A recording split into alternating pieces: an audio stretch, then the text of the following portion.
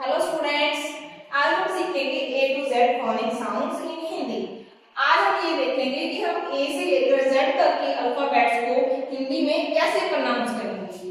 Let's start. ए की phonic sound है ए Apple. B की साउंड है बी बैट। सी की साउंड है क कैट। डी की साउंड है ड डॉग। ई की साउंड है एग। एफ की साउंड है एफ फैन। जी की साउंड है ग गॉट। एच की साउंड है ह हैट।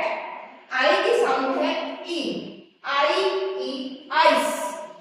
जे की साउंड है जग।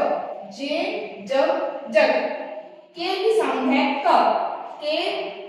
काइट। एल की साउंड है ल लाइन। एम की साउंड है म मैंगो। एन की साउंड है न नेस्ट। ओ की साउंड है ओ ओल। पी की साउंड है प पैरेट। क्यू की साउंड है क्यू क्वीन। आर की साउंड है आर रैट। एस की साउंड है सन। टी की साउंड है टेंट।